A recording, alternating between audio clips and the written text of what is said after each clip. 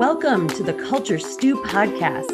I'm Maria Marukian. And I'm Roger Moriano. In every episode, we will meet with practitioners, authors, and all around fascinating people who share their wisdom and insights on all things related to diversity, equity, and inclusion.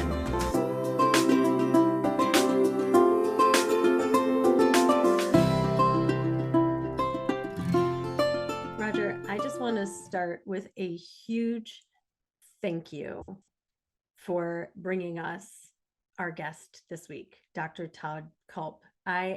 We just finished the interview and my mind and my heart are racing in a good way. But this was just such an incredible conversation, and I'm feeling all the feelings right now. I think just the stories that he shared and the sense of common purpose that I think just came out of our conversation is still, I'm holding on to that really tightly right now.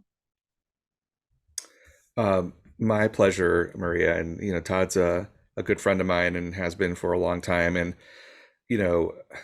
as the events that have unfolded in Gaza and in Israel, were taking place in the past month or so, he's one of the first folks I reached out to in terms of my own grappling with my emotions and feelings and trying to make sense of it all, right?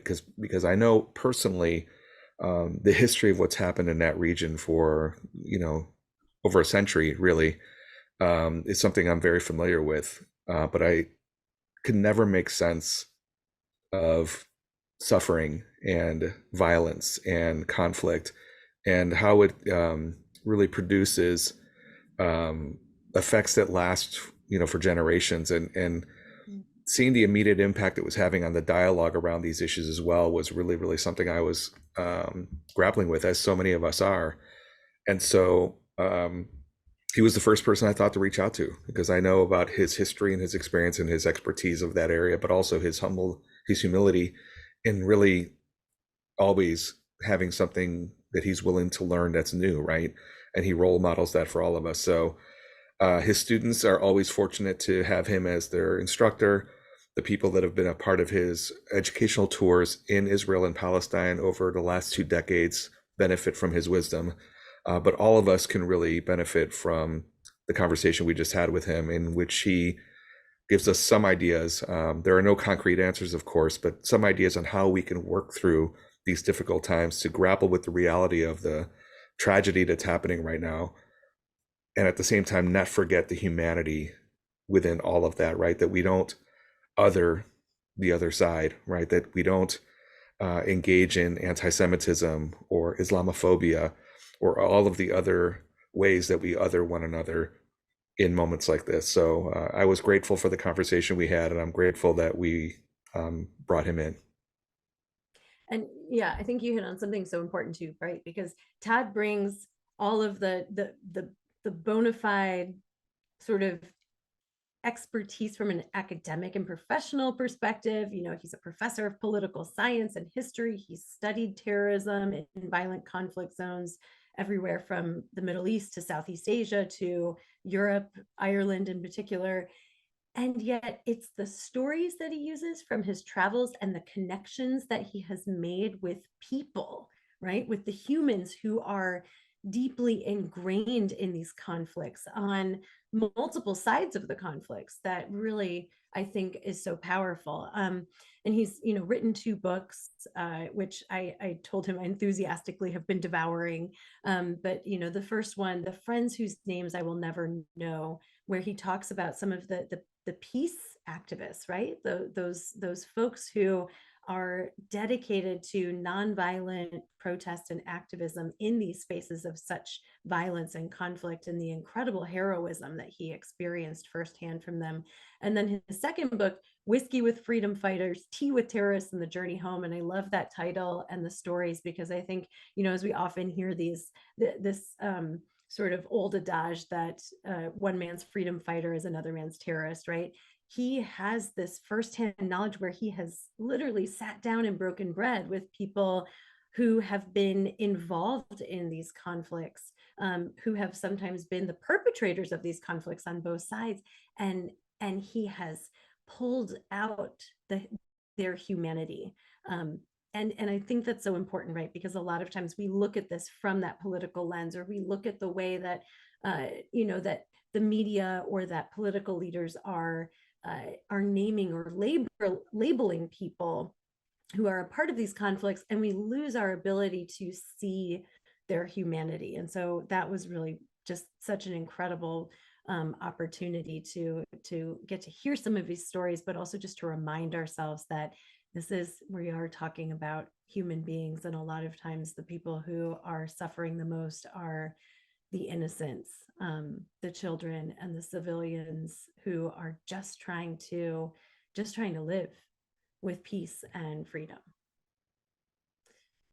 So, on that note, and I do want to, say that, for our listeners who are joining us for this conversation, just sort of a preliminary, that there's some dense content that we're going to be covering, and it will potentially bring forth a great deal of emotions, and also our conversation ends on hope, and sort of that notion of active hope, right? That there are things that we can be doing as individuals, as leaders, in our own personal lives as well as our professional lives, to try to be a part of positive change. So I hope people will listen in, and give themselves fully to the episode, because it's a really powerful one. So folks, enjoy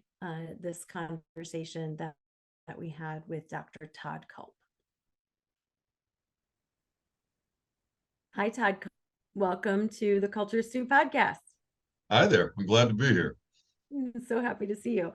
So the same question, we know we're going to hear a lot of stories from you today, but starting with a little bit of your backstory, what are some of the messages that you remember hearing early in your life that really shaped you, your identity, your sense of who you are in this world? That's kind of one of those things I've been chewing on that concept a little bit lately in my own life, and it's kind of it's strange how many of the little connections from when you're a child track all the way through your life, whether you are aware of it or not. But I grew up in a household that was very religious, very conservative form of fundamentalist Christianity, and so there was impressed upon you real early on a sense of good and evil and all of that kind of stuff, which I think was mostly a positive experience as far as how I grew up. However, when it came to this particular conflict that we're going to talk about today, it was also put over there on that conflict, as in one side's all good and one side's all evil. It's 100% black and white kind of thing. Of course, none of my family had ever been there. And when I first traveled there about 30 years ago, my whole life kind of up became down and black became white, and all of a sudden all the rules that I was taught about that didn't fit the reality. So that's one aspect, one piece. The other piece is, and I'm not even fully sure how this happened, but it has been one of the most dominant themes in my life, so I have to throw it in there, is when I was a kid, I grew up in an environment that was sometimes a little on the violent side. And as a result, I think this was also just innate, but whatever. A dominant theme throughout my life has always been a concern for the underdog in a certain sense. Whatever underdog we want to talk about, whether that's somebody with less money, somebody with the wrong color of skin in the wrong neighborhood, somebody who's small versus somebody who's big. I don't care. It really doesn't matter to me.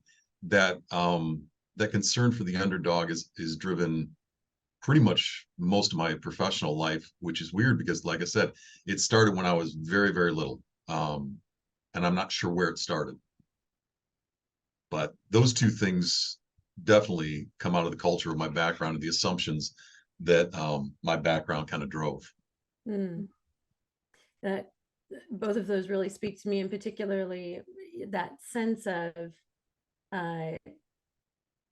being, sort of being a voice for those that are powerless, you know, kind of rooting for the underdog, and not just rooting for them, but actually finding ways to help to leverage power Yeah. that we have in order to support them. That was something that was deeply affixed in my life from a very young age as well. So I can really resonate with that.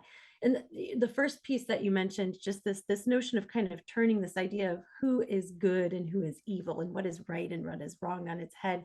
I have to say, I have been consuming your book, devouring it. I'm about halfway through, and it is just I can't I can't um notes and highlighting. One of the things that I highlighted because it struck such a chord with me was um, you say one of the things that you love about traveling is that you get to interact with people from all over the world, and you keep finding out that at the most basic level, people are people.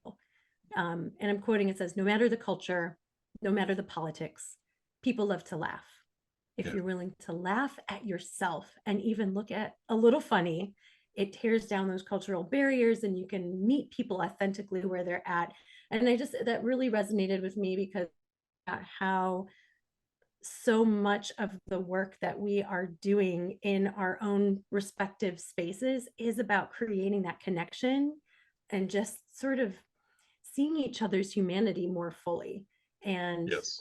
so I was wondering if you could just talk a little bit about how these messages that did become a core part of who you are from an early age, and maybe some of those messages that were kind of turned upside down as you experience the world in new ways. How did that drive the choices that you've made in your path as, you know, as a professional in your career? Wow, that's a big one. That's a lot of a question there. Um, it's um it's kind of a funny thing. I mean, your parents do the best they can to raise you with some basic guidelines, and we as parents, because I'm a parent now too, we all mess up and we all try to give advice in areas that we probably don't have a whole lot of expertise in just because they're your child and you do that. And so um, one of the things my parents, particularly my mother, taught me when I was a child, which I didn't understand at the time, but they were very old school in terms of discipline. And so life could be a little rough in the house at times. And one of the things my mother used to say when things were rough was that I'm doing this because I'm preparing you to go amongst wolves. That was her phrase. You know, the world's tough. You have to toughen up. And so I'm doing this to kind of teach you how to be amongst the wolves. And years went by and a lot of weird stuff happened in my childhood. Like I said, there was some violence in the neighborhood where I grew up in and all of that. But one thing that kind of sunk in a few years back is somebody was asking me about that. And I said, here's the funny thing. When she said she raised me to go among wolves, I don't think she ever counted on the fact it turned out I liked the wolves. They became my tribe. And as my family situation, it's a long story, but I'm the last of 7 kids. And so I grew up in a household where there was just people everywhere for a season, and then they were just all gone. And so in a weird sort of way, because I was way last in the order, I went from a big family to no family. And I went out looking for one and found a family in this violent neighborhood, which was both good and bad in a lot of ways.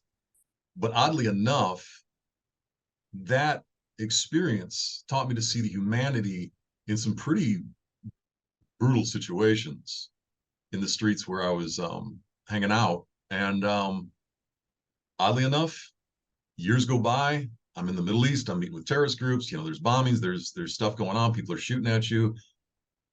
And oddly enough, it felt like home. It just felt somehow, and home's probably the wrong word, but it didn't feel as foreign as I thought it would. It felt like there was a reason to be there. And my first experience in the Middle East involved me getting involved in a situation where they were lining some guys up to shoot them. And I got in between the soldiers and the guys. And it's a strange thing, but after that incident, I remember sleeping that night And there was a incident way back in my childhood in that violent neighborhood where I wasn't able to stand up for somebody, and I watched somebody get beaten pretty badly. And this one time that I stand up in the Middle East, the first time that I'm over there, this is 30 years ago, felt like that redeemed that whole situation. I'd been carrying that guilt around and I didn't know from my childhood. I mean, I was a tiny kid. I was like 7 when this person was being beaten. And there wasn't anything I could do, but I always felt guilty about that. Suddenly I get over there and there's this opportunity for redemption. And all of a sudden, meeting people where they're at, seeing the humanity in them made sense. And it made my life make more sense. That's kind of a convoluted way to coming around to your question, but I guess that was kind of that was a powerful moment for me. And I had people after that for the next 30 years ask, why do you keep going back? When you have that chance where you can make even the smallest difference in somebody's life in a pretty horrible situation, why would you not go back? There's a lot of questions I could ask like that I don't always know the answer to, because to me it seems obvious why you would do X, Y, or Z that they're asking you about. But it does go back to those childhood connections and how you see human beings. My mom would get angry because I was the kid that brought home the, shall we say, the strays. And yes, that starts with puppies and kittens and all that kind of stuff. But later on, it was people. And my mom considered these people kind of strays in a certain sense. She didn't like me bringing them home, but I knew they didn't have a great home to go to. So that whole thing started in childhood and then turned into a career. it's strangely enough. So, Well, Todd, obviously, it seems clear to me, what drew you to not just pursue the life you've pursued and what you've studied and what you've taught and what you've engaged in. Um, your life trajectory drew you to these places, right? These conflict zones, these areas that needed witnesses, that needed people to understand what was happening. And in the second chapter of your first book, The Friends Whose Names I'll Never Know, that chapter is titled "You Don't Have to Do This," and kind of picking up on that theme of like, why are you doing this? I'm sure you got pressures from folks saying, what are you thinking? Why are you doing this? It's not necessary for you to be there. And I'm assuming that has reference to the pressures you've got from loved ones, from people who care about you. They didn't want any harm to come upon you. And at the same time, you're talking about the lessons learned in these moments, right? The possibility for redemption, the possibility for learning a little bit more about how the world works and how we can stand up. And so, can I ask? In my experience, I think it is necessary at times for us as human beings to take some risks in terms of understanding our world and learning about how it works and what we can do to contribute to a better world. And in your experiences, you took risks physically being present in these spaces, but are there truths that we can learn from your experience and from others who are peacemakers, who are putting themselves in harm's way, that risk taking is necessary to create a better world? Risk taking is necessary to engage in the solutions to serious conflicts, and not just putting yourself in harm's way physically, but taking the risk of actually engaging in dialogue, right? If you don't physically put yourself in harm's way, just having the willingness to engage in dialogue that might be personally challenging to your own worldview, your ideology, your personal beliefs, that risk is even more necessary to move us forward. Would you say? absolutely, absolutely. I don't really think you can fully understand some of these conflicts if you don't put yourself in them. And by doing that, just by definition, that is a risk. But like you said, that can be walking across the street and talking to your neighbor who's of a different faith, of a different ethnic group, of a different whatever, just because we feel so uncomfortable with walking up to somebody because they might push you away, they might react badly, whatever. But some of my best conversations, I mean, again, over there, yes, but I've had some fantastic conversations in this country, particularly in Washington, D.C., with homeless people at different times where they would come up and ask for money. And I'd say, okay, I kind of have a policy about this. I'm going to go in the store and buy a sandwich. You want to split a sandwich? And so I just sit down on the curb and we'd sit there and have a good meal and talk. And you had just fantastic conversations, people who've lived incredible lives.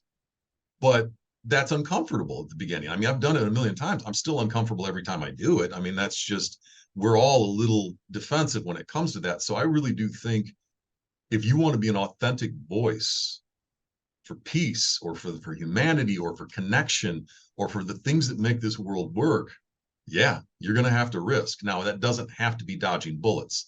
My students frequently at the end of my international relations class, where they read both of my books, will say, look, I want to be involved, but I don't want to do that stuff that you did. That just sounds crazy to me. And I keep saying, look, that's not the model. That's one way of doing it. There's a million ways out there you can do it. And there are groups out there who I write about in that first book, these peace activists, who I think are incredible human beings. These are heroic people who don't get enough attention in this brutal conflict. And simple little things like, I've had my students, I said, look, I have their email address. Just call them. Ask them how you could help. You know, I don't care whether that's sending money or volunteering to do some work or whatever. You can even go over there and they can show you around in a fairly safe place. But yeah, getting involved at that level, I think, is crucial. We live our lives in this country, at least, in a very I don't want this to sound horrible, but we live a very sterile lives, you know, these very protected little bubble kind of lives. And that may provide comfort to a point, but I think it also leaves kind of a hole in here somewhere in terms of a sense of meaning in life. And we look at people who have all around us these days with very good lives in terms of socioeconomic status, but they don't have a lot of meaning there. I think that risk, whether it's going across the street to talk to your neighbor, the homeless dude down the street, going into the war zones, whatever it is, I think risk is part of life. And I don't want to encourage people to harm themselves or anything, but I just do think there's an inherent risk in life, and that's one of the things that makes it so precious and so beautiful. So I don't know if that answers your question or not. I want to take this conversation in so many different directions. I'm trying to decide which path to go. Okay, so you know, as you were sharing, Todd, I was thinking about how inherently human it is for us to not only group ourselves into our shared identity groups, but then our identity becomes so central and core to not only our belief systems and our sense of who we are, but our beliefs about others. And you know, when these conflicts arise, and often when these conflicts are ongoing for a long time, we see the rhetoric of the other side, right? And whether that is in the United States with our, you know, ideological polarization. I mean, there's research showing that increasingly we're looking with such distrust at anybody who doesn't share the same politics we do, and not only seeing them as wrong, but ignorant and immoral and dangerous. And we see this obviously playing out in particular, for example, right now in Israel and Palestine, and just even the way that people are being described in the media as less than human, right? Barbaric. These people are animal. They're not even people, they're animals. And this is not new terminology. We have seen this perpetuated in so many various conflicts throughout our history. But I'm wondering if you could talk a little bit about, from your experiences, how do we overcome that, right? Because it is such a deeply human, reactive form of thinking and acting, right? And so what are some of the ways in which you have seen this? What's the antidote, I guess, if there is one? Well, I do think there is.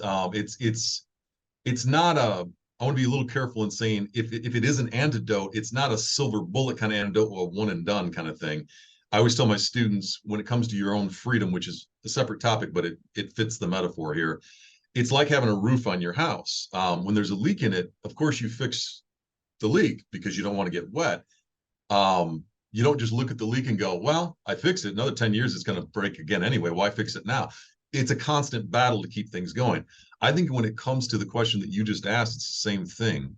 The work that you and Roger do is a great kind of antidote in a certain sense. You're looking at our larger humanity, the things that bring us all together, leaving aside, you know, race and religion and gender and all the other stuff that so easily divides. There's so much that has a center of gravity in humanity that pulls us together. Classic example of this. Years ago, it's been quite a few years ago now, I was doing research on genocides. And when I looked into some of the research on the Holocaust, a scholar, if I can see if I can remember her name, I think it's Kristen Renwick Monroe, I think was her name, did some fascinating research on the Holocaust. And she specifically looked at who saved Jews and who didn't in that situation. So people would hide them in their houses, and next door, the next person, nope, you can't come in my house. You know, it was just right down the street. There didn't seem to be any rhyme or reason to it. Some people risked themselves and saved Jews. Some people were unwilling to do that. They had their own families to worry about. They didn't want any part of this trouble, all that kind of stuff. And she looked into it. She looked into it from the perspective of, was religion, you know, the indicator? If you took your religious faith very seriously, were you more likely to save somebody in a bad situation? Not really. Did you, you know, do it because of your sense of compassion? Not even really that. The thing that she found as the lead indicator, which I found fascinating, was how you viewed yourself in the world. In other words, if you viewed yourself in a very tribal sense of us and them, you weren't going to save any of these Jews in the Holocaust. But if you viewed yourself first as kind of a citizen, this I know this is a cliche, but kind of a citizen of the world, that everybody is my brother, everybody's my sister kind of thing, that more global sense of identity, those are the people that put Jews in their homes and saved them from the Holocaust. It didn't matter so much about faith. It didn't matter so much about even your moral compass. It mattered about how you saw yourself. And if those people are just like you and it's not an us versus them, well, hell yeah, let's save them. That makes perfect logical sense.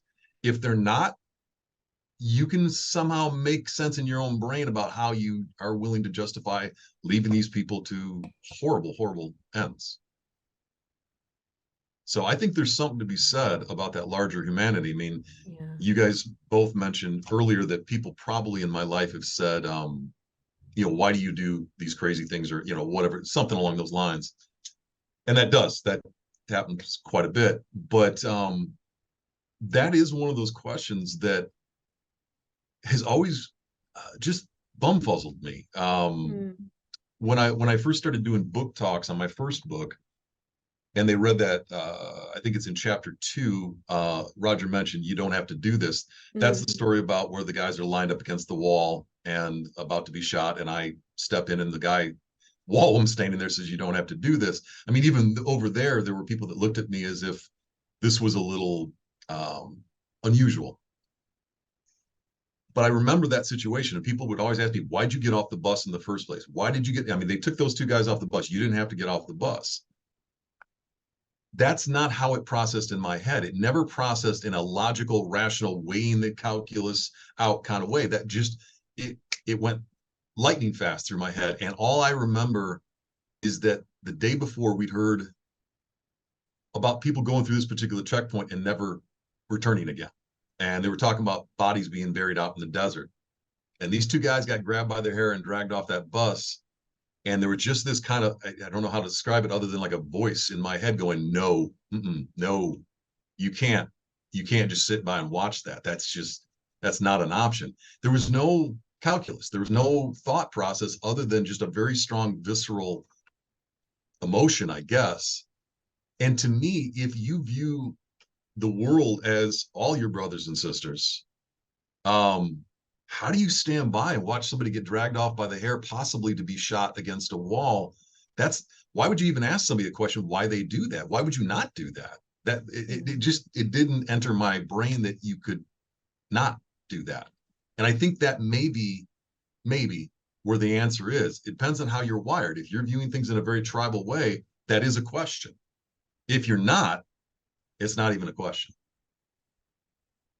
Yeah, we often talk about when our tying it back to our own values, right? Those guiding principles that sometimes we're not even conscious of, that are helping us to make choices that are in alignment with what our purpose is, what we stand for. And so I think what you're describing is so powerful, because it's not about rationalizing these things. It's about humanizing ourselves with one another and taking, just taking the steps that we believe deeply are needed. So Todd, everything you just described really emphasizes, I think, a lot of what you talk about in your writings and also in your work with students, and that is that, you know, these places that we have to go to, whether it be figuratively or physically, um, are hard to do so because they often reveal to us sometimes the worst of humanity, right? And what's happening right now in Gaza is, and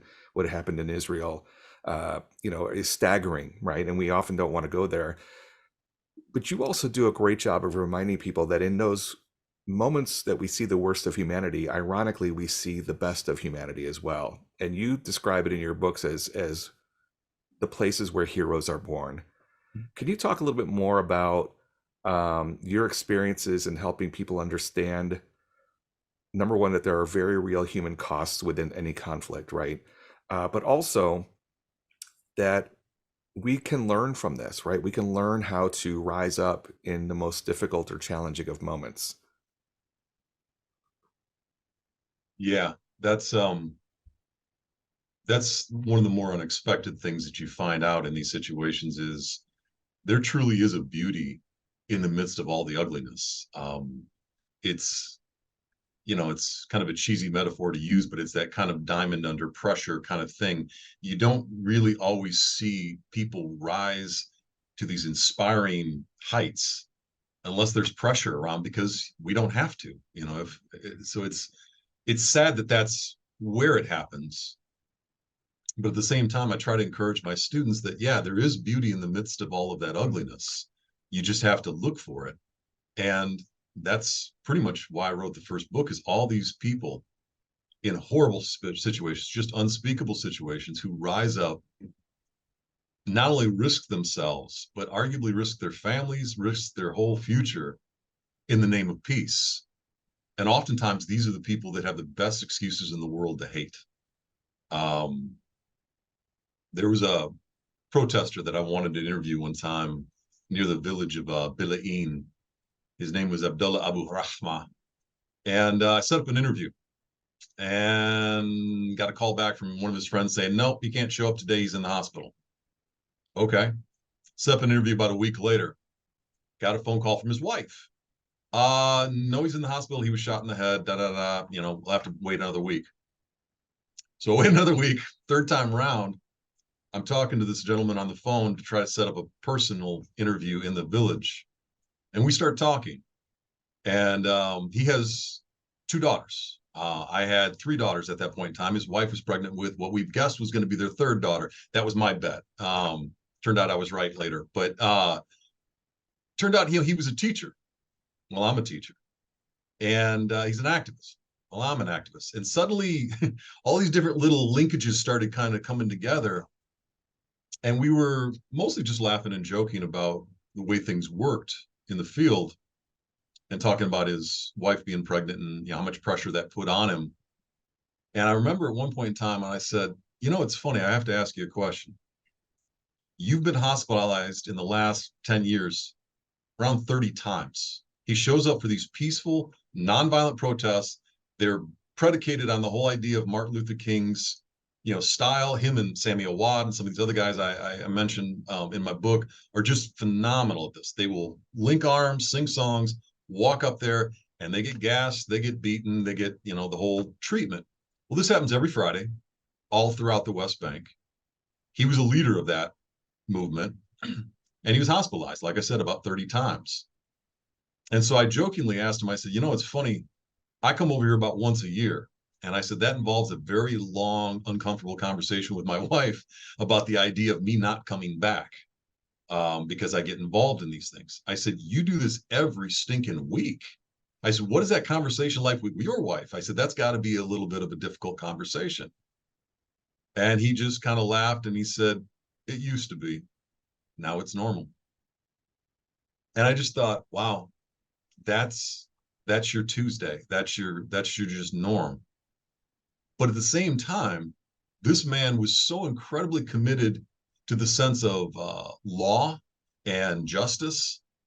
Not just, he's a Palestinian protester, not just Palestinian law, but Israeli law. He celebrated the fact that the Israeli Supreme Court said that his village of Bilain had been kind of carved out by the wall that the military was building unfairly. So the Israeli Supreme Court agreed with him, and he was the first one to point that out. This man was willing to put his life out there and risk the beatings because he believed in the future and he believed in the hope that came out of Israeli law, not Palestinian law.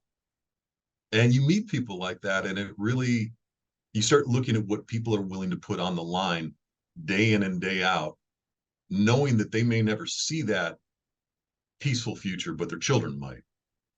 And that's enough. And so, yeah, you see people putting it all on the line regularly over there. Those are unfortunately not the stories we hear in the news all that often. I wish we did. I wouldn't have had to write my first book. I never planned on writing a book. That's kind of how that came about. But yeah. You know, what strikes me about that story is how often we tend to, the stories that we do hear are skewed, and often there's this over intellectualization of what's happening in these spaces of conflict without enough representation of the complex histories behind this, but also the humanity and the stories. And so I'm wondering, is there a story that comes up for you, Todd, that describes a moment that really sort of turned you upside down in terms of how you viewed, you know, whether it was, you know, the Israel-Palestine conflict? I know you've also been in other conflict zones. Is there one story that really, when you think about the totality of the experiences you've had, this one just knocked you back on your heels in terms of seeing this from a different light? Yeah, there's a few of them that are like that kind of left you speechless. There's one, I can tell the story, and then I want to read the man's words correctly, so I can't say that I've memorized them. I have a copy of my book here. Do you mind if I read part of that piece, because he's far more eloquent than I am, and I don't want to mess up his words. Yes, please, that would be wonderful. I got a chance to interview a really remarkable man by the name of Rami Elchanan. He's an Israeli peace activist these days, but his peace activism started when his daughter was murdered. On her first day of school. She was 13, shopping for books down on like Ben Yehuda Street, very nice kind of shopping district in Jerusalem if you go there.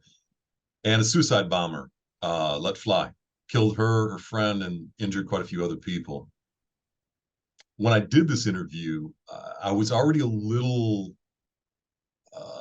uncomfortable with it. We're talking about the topic of the death of a daughter, and I know it shouldn't matter who dies, but I had 3 daughters. And the idea of interviewing a father that just buried one of his, I was struggling with a lot. It felt almost predatory. It felt like I was messing in his business and his grief, and I didn't want it to be that way. But he wanted to tell his story, so I'm going to read a little passage from my first book, because he is far more eloquent than I am, and you'll see my voice come back in here, but his quote is just powerful to me. He says, "I'm the son of a Holocaust survivor. My father is an Auschwitz graduate. 60 years ago, when my forefathers were sent to the crematoriums in Europe, the free and civilized world stood aloof and did not lift a finger to save them. Today, too, 60 years later, while these two mad nations are mercilessly butchering one another, the world again looks the other way and does nothing to put a stop to the killing. And this is a shame. And this is a crime.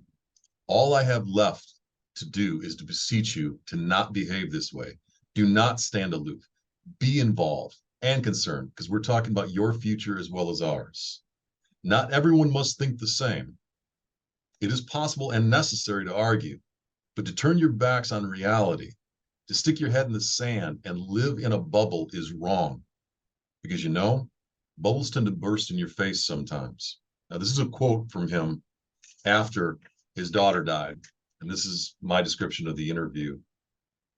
I put down, "This is a remarkable statement, but the context in which it is uttered takes it to a whole different level. Rami Elchanan made this statement years after, as he would put it, his bubble burst. The bubble exploded on the first day of school. His 14-year-old daughter went to shop for school books on Ben Yehuda Street. As she and her friends start walking down the street, I'm imagining them giggling and chatting at light speed, the only way that 14-year-old try that again, the way that only 14-year-old girls can do. What I cannot imagine, what I do not allow myself to imagine, is what the carnage would look like after 2 suicide bombers exploded themselves in the middle of a crowded street. 5 people were killed, including these 3 little girls on their first day of school. Rami describes that day. It was a Thursday at 3 p.m, at the beginning of a long, cold, dark night. At first, in the depths of your heart, you hope that terrible finger won't point at you this time.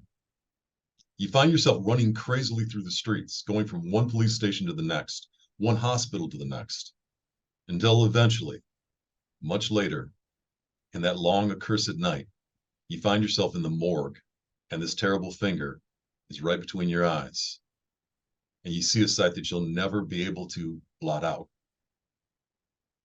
I didn't know how to approach a man with a resume of pain such as this. Obviously, this was a dilemma with many of the people I interviewed in this book. What right do I have to ask anything of someone who's been through something such as this? My resume appears pitifully anemic in their presence. I can almost hear the flap of vultures' wings as I write the questions for the interview. It's difficult not to view this as preying upon someone else's tragedy, regardless of my good intentions. In addition to this, due to my own personal circumstances, the death of a daughter hits particularly hard. It's not right, but that is reality. This man goes on to join a group known as the Parent Circle. He's Israeli. He's had his daughter murdered. So when this happens to him, Palestinian mothers and fathers who have had their children murdered come to his house. They sit Shiva with him. They feed him. They cry with him. They pray with him for a week. These are the people that represent the other side to him, the folks that killed his daughter. But they're coming to comfort him because they've been where he's at. Both Palestinians and Israelis are part of this group. And what I love is after all the, it would be fantastic if that's all that they did. That's cool enough right there. I mean, we don't have to do anything else, drop the mic, walk away. It's beautiful. But it's not all they do. They get into political activism where they turn to their own respective governments, whether that's Israeli or Palestinian, doesn't matter. And they say phrases like, not in my name. You don't get to use my tragedy to start another war, another conflict, another raid, another bombing, another whatever of those folks. Our children have suffered enough. You don't get to use my name and my tragedy to keep this conflict going. I mean, that's a kind of a bravery that I can't even imagine. I've had people, as we talked about earlier, ask me a million times, am I crazy to go into a violent situation? Well, risking one's own life is one level of coping. But when your children are put in harm's way, I don't know that I could be as forgiving as these people are. And it's profound and it's powerful. And it's shattering those things that we talked about earlier, Maria, of those boundaries between us and them. It's that idea that they're all children. No children should be dying in a violent way. This just shouldn't be a thing. It doesn't matter what color they are, what religion they are, none of that crap matters. And these people stand up and say that powerfully from a position that, at least in my perspective, is unassailable. I mean, how do you argue with somebody that has that kind of credentials? So that one set me back on my heels, Maria, just to say that. There's another gentleman who's Palestinian who had his daughter shot, similar situation. I read that one in class. There's just a ton of these stories out there, and they humble you. They put you in a position where you're like, I thought I had this thing figured out, but we just took it to a whole nother powerful level that I was not prepared for. But at the same time, in the midst of all that ugliness, you see the beauty of a man like this who can stand up and say something like that. It still does to this day. That's powerful to me. Why we don't hear about more people like that, I don't know, but I think it's wrong.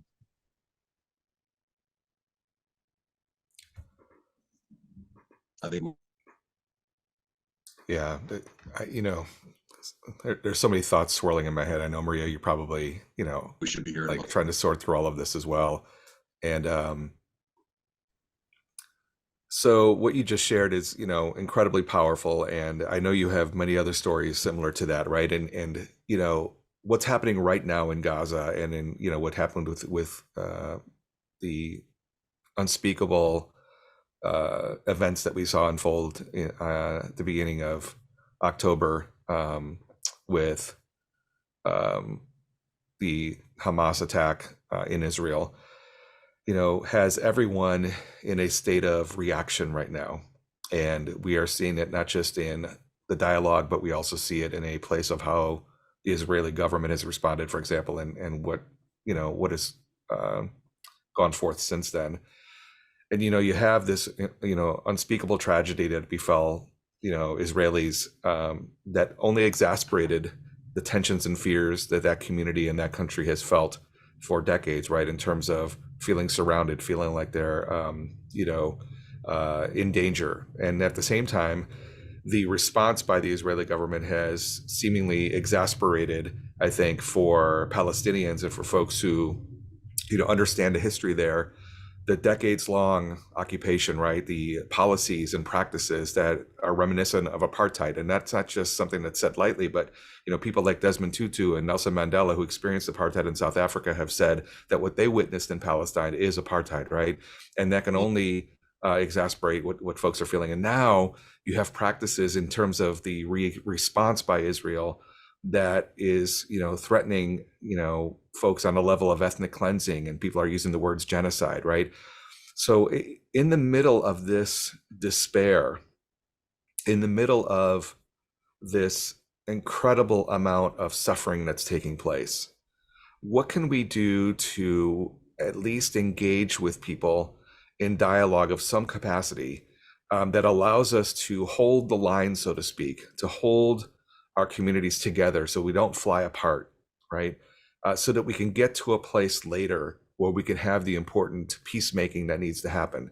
And I know it probably starts with the peacemakers doing the work right now, right? Reminding people not to lose our humanity in the middle of this. There are very real conversations to have regarding settler colonialism and how that's played out historically throughout the world, and how it continues to have a presence in this present day. There's important conversations to have about what kind of future we want to create, and does it include those types of practices.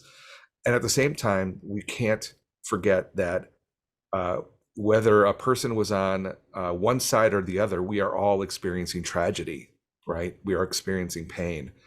What can we do to hold the line, so to speak, or create holding spaces for folks to not forget that the person on the other side is a human being? That's a difficult one for a variety of reasons. First of all, if you want to hold that space, you have to have people that are willing to hold the space with you. And there's a large segment of not only our society, but people all over the world right now that are in conversation, that are not interested in nuance or context.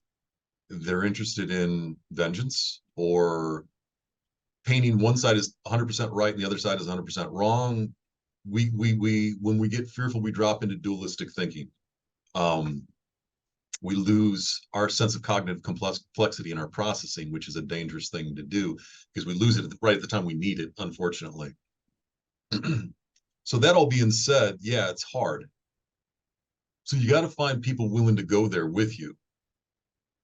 But once you do, I really do think the place to start, at least in my experience in this country, is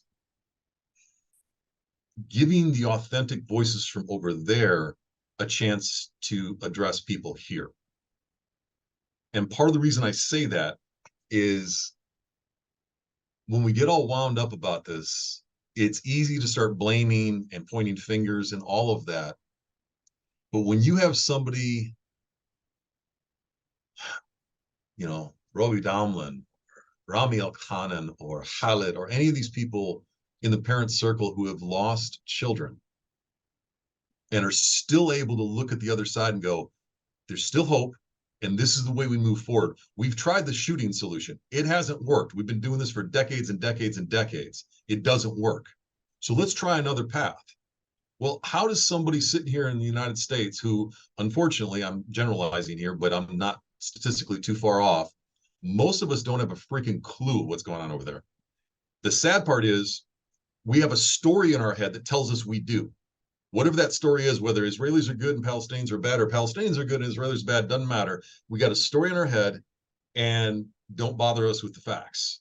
And we stick there.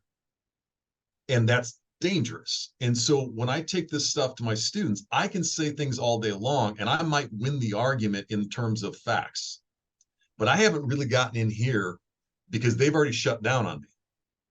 But when you bring these voices of these parent circle, or somebody like Combatants for Peace, you know, Israeli soldiers who've put down the gun, Palestinian militants who've put down the gun, come together and confess, literally confess in front of other audiences of the people that they've harmed, what they did that was wrong. And I can give you powerful story after powerful story on that. But my point is, when I show my students, or for that matter, family members, those that still talk to me, when I show them somebody from the parent circle, somebody from Combatants for Peace, somebody that is perfectly tuned up to have the best possible reason in the world to hate, and yet they refuse to hate, it does take a lot of the steam out of your hate sitting on your couch somewhere when you haven't lived this stuff. You know, you suddenly start realizing there is a path forward here, and these people have their finger on it. Now, I get it's tough to be hopeful in times like this. But tell me where it was during the anti-slavery movement where we were supposed to be hopeful, but yet we got there. Tell me where it was during the women's suffrage movement where it looked like it was right around the corner. Well, it wasn't. I mean, we talk about Elizabeth Cady Stanton, we talk about Susan B. Anthony. These are powerful women. They didn't get it across the line. They were still fighting when they died. It took somebody like Alice Paul years later, breaking the rules, you know, following kind of King's negative peace before there was a Martin Luther King, to get it across the line. It always looks dark. It always looks hopeless. But there are these grassroots organizations out there that have a voice, and they're pushing. And eventually, they usually win the day. And these are the people we need to be talking to. If you want more hope, these are the people to talk to. They've been through the darkness. You know, to quote Martin Luther King after his house was bombed, you know, we live life at midnight, always looking for a new dawn. This man said it after they tried to bomb his house with his wife, child, his pregnant wife, and child in it. And he could still have that kind of hope. I think we need that, because I understand why people are hopeless right now, but I don't think we have the right to be hopeless yet. Other people are going through far more, and they're still keeping the hope together. What we need to do is use this trauma to get us involved in a solution. What we have a tendency to do in this country is we get really whooped up about whatever issue. It doesn't have to be this one. What was it? I don't know, 10 years ago, where Save the Girls in Africa. We had that whole campaign about that, and that was cool, except that stuff's still going on, and you don't hear anything about that anymore. We need to get involved and stay involved with grassroots organizations that are actually on the ground doing something and have the authentic voice from which to speak, and not someone that says this side or that side, both and. These groups, almost everyone I'm talking about, have members from all the different sides of the factions in there, and they get along just fine. There's hope. Yeah, that has to happen. I mean, you know, I'm so concerned, like I know all of us are, you know, with what's happening to Palestinians, and you know how they're being impacted, and just the images that we're seeing from there in the media outlets that are allowing the images to come out, just the suffering that's happening and the Islamophobia we've seen, and then you know conversely, and to the same effect, you know, the anti-Semitism that is rising now in the United States and everywhere else, and the impact on Jewish students on college campuses, for example. So everything is escalating, and everything you just described is what's needed to keep us together. You know, we need that. We absolutely need that. No, it's definitely an issue. I mean, the poor child that was stabbed to death here around the Chicagoland area at his birthday party for Yeah. being Palestinian, essentially. And then all this anti-Semitism that's popping up. We just had an incident on, was it Cornell's campus here recently? Um, this is people acting out. They get emotional about something. They got that narrative in their head that I was talking about before. And whichever side is the wrong side, the bad guys, they tend to unleash in that direction. And this does nothing for the situation at all. It does nothing to help the situation, that's for sure, and it creates more tragedy. But like I said, there are going to be some folks out there that are going to be pretty hard to talk to too. So it's not an easy ask that you're making here as far as how we move forward with this. Todd, when you think about what falls within any individual's sphere of influence, right? And because so many people are feeling overwhelmed, kind of paralyzed or hopeless, and we want to shift that into some sort of actionable hope, right? Where people are feeling a sense of responsibility and ownership. What are some things that people can be doing, not only in their own personal lives and communities, but also in our organizations? I think one of the things that Roger and I are finding a lot is happening now, and this isn't the first time, is that a lot of leaders and organizations are saying, well, we're not exactly sure what to say. We don't want to take a stand. We want to remain neutral. Is this really having any sort of an impact on our mission? If not, we probably just shouldn't. Essentially, we don't want to touch this with a 10-foot pole, right? And so what advice do you have for people, whether it's in our professional capacities or our personal lives? What can we do to not only educate ourselves, but take some sort of action that can help to overcome some of this dehumanization and to support the efforts that are needed to try to make progress?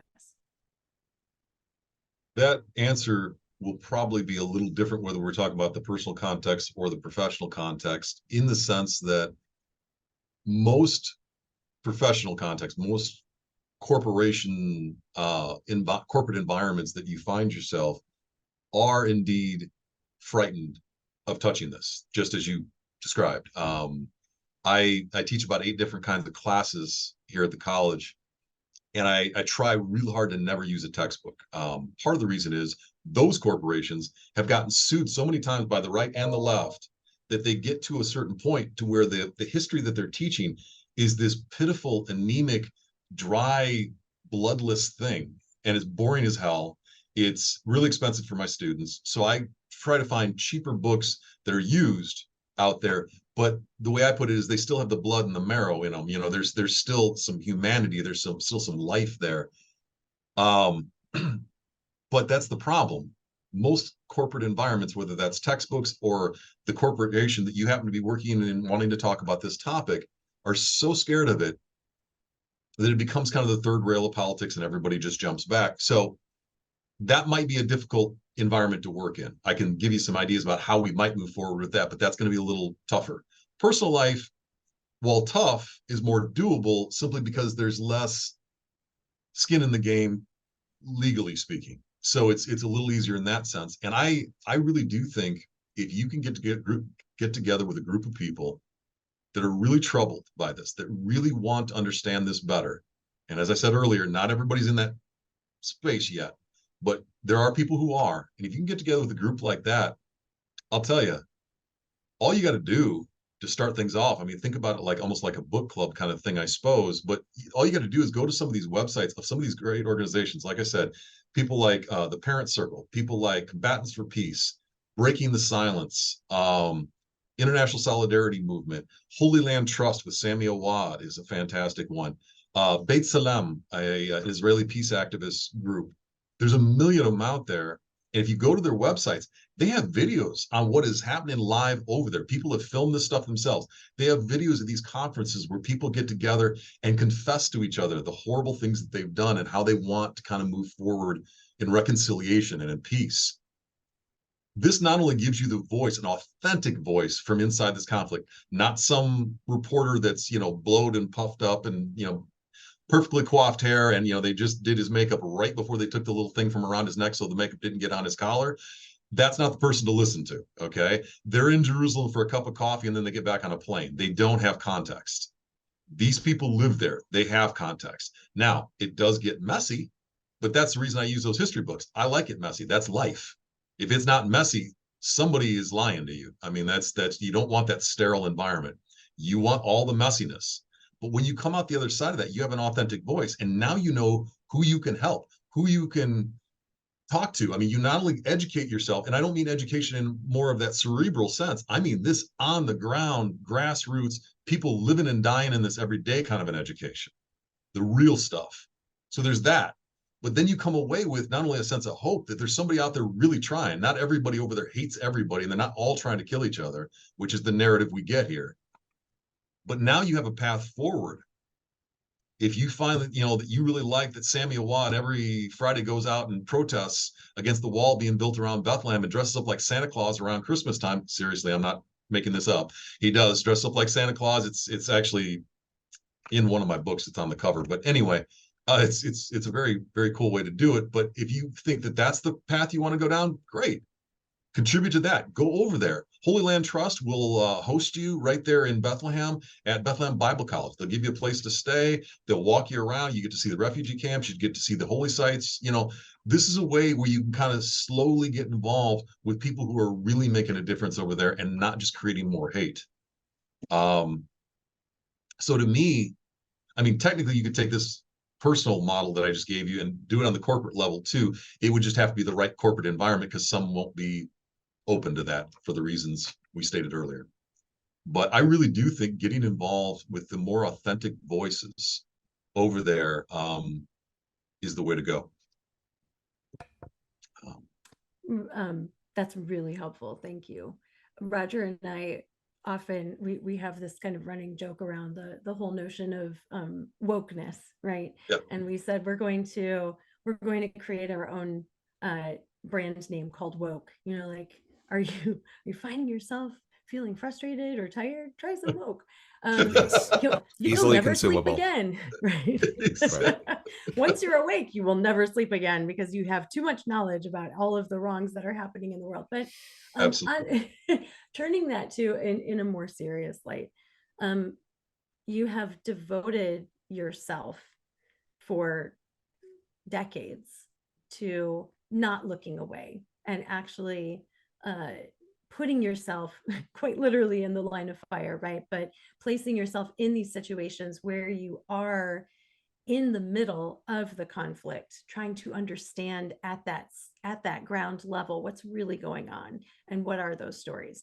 And I have to imagine that could take a huge physical, mental, emotional, spiritual toll. So how do you continue to place yourself in the middle of the turmoil so that you can be awake to what is happening and also stay fully present for your family, for your community, for yourself? How do you find that balance to maintain who you are and to keep doing this work? That's a work in progress. That's a difficult one, and it's probably one of the hardest pieces of all this for me emotionally. We went to a church when I lived in Rockford, and I'd given a talk recently about the situation. I come out to the parking lot. Now there's a woman in the church, and I knew her quite well, and she'd never been aggressive towards me before. But we're in the parking lot, and she said something along the lines of, "You're a horrible father. You keep going over there in the line of fire, you're going to leave your 3 girls orphans." And that one hit hard. That one got right underneath the guard and got you right in the solar plexus. I mean, I about took the breath away from me. I managed to make kind of a joke out of it, and she didn't laugh, got in her car and kind of pulled away. But I thought about that one for a long, long time. It still sticks with me. My struggle, and I suppose this would be true of most people, at least a lot of people in this situation, was I felt like I was stuck in an unwinnable choice. because to me, I could either go over there and try to make some difference. And yes, risk yourself in doing so. And if that makes me a bad father, then what's the answer? You stay home, I stay with my children, I focus on them exclusively, I don't look out the world, I keep my blinders on and go like that. Well, let's pretend that makes me a good father. It also makes me a bad human being because I've been there and I saw what happened. I know I can help and I choose not to. That's not acceptable to me either. So you felt like you had a choice between being a bad human or a bad father. You're bad somehow by the way people were reacting to me. But as time went on, I started to realize that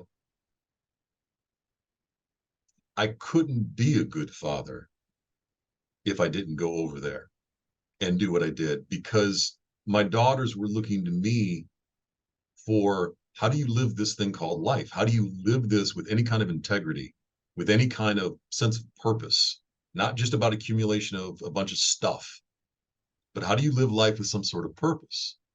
And if I ignored some of the most painful,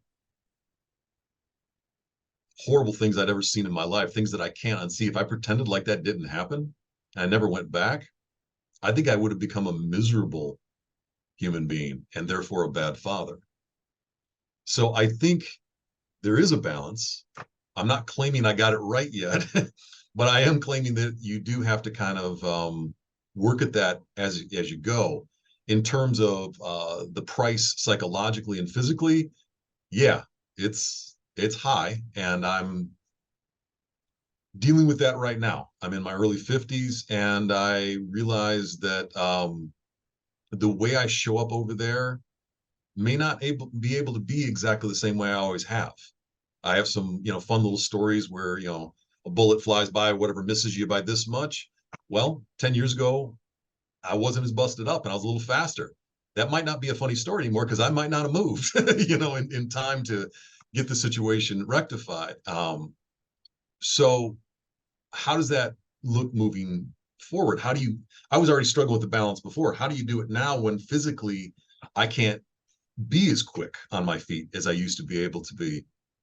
And I had a family member suggest, well, you just train other people to go do it, which sounds good on the surface, except if you train somebody to go into that situation and then they get hurt and you're not with them, how do you live with that?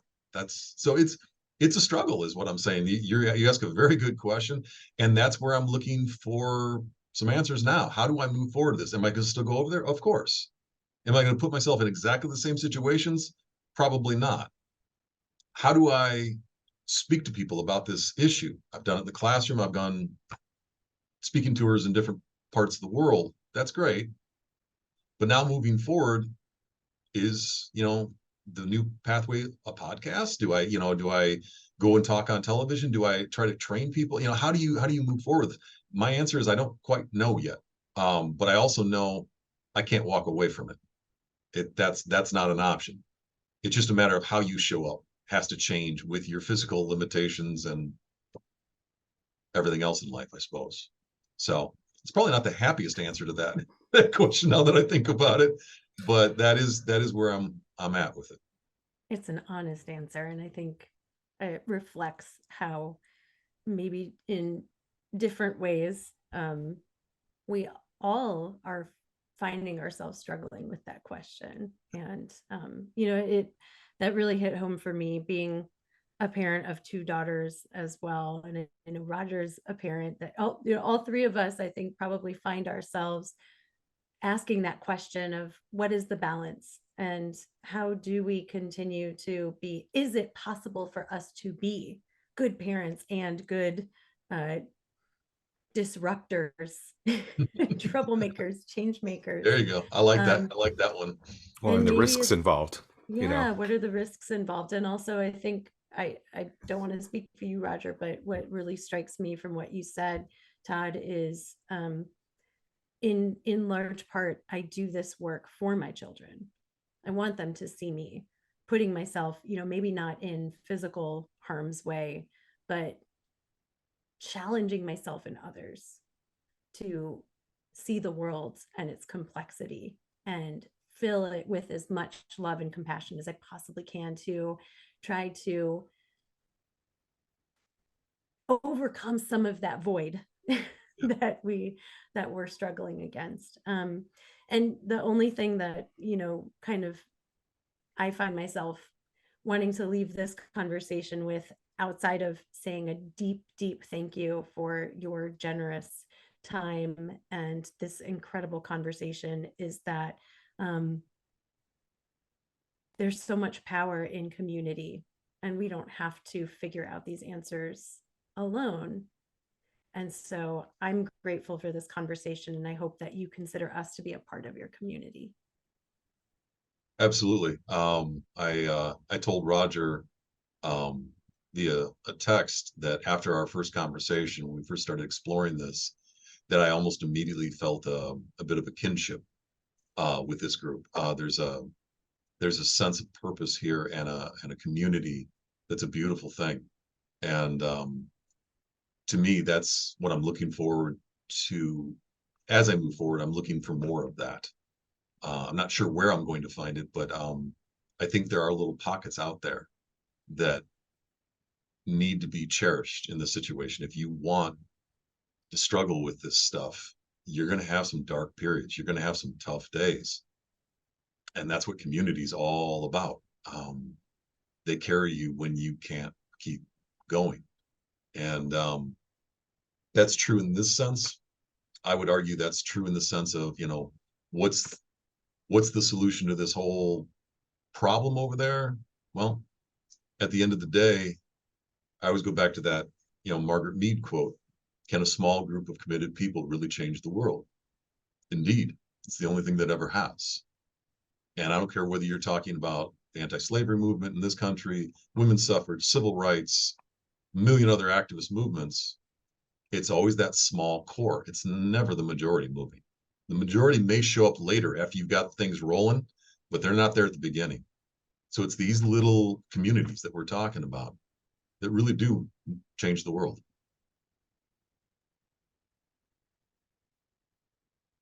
I don't even know how to end this other than saying hell yes to everything that you just said. So on that note, Todd Culp, much gratitude to you. And thank you, Roger, for connecting us. And I hope that our listeners immediately run out and get your book, because they will also find themselves wanting to devour it as much as I have. So thank you. You're very welcome. I've thoroughly enjoyed this. So it goes both ways. I consider this time to be well spent. It's good for my soul as well. Thank you, Todd.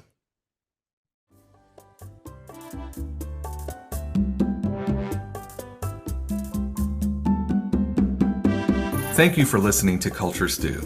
In a world full of podcasts, we are so grateful that you chose to spend time with us today. Culture Stew is produced by MSM Global Consulting and hosted by me, Maria Marukian. And me, Roger Moriano. Are you interested in learning more about Culture Stew and MSM Global Consulting? Sign up for the Culture Stew newsletter at www.msmglobalconsulting.com and send us your stories or your questions at culturestew@msmglobalconsulting.com. And remember to please give us a 5-star rating and review on your podcast platform. See you next time.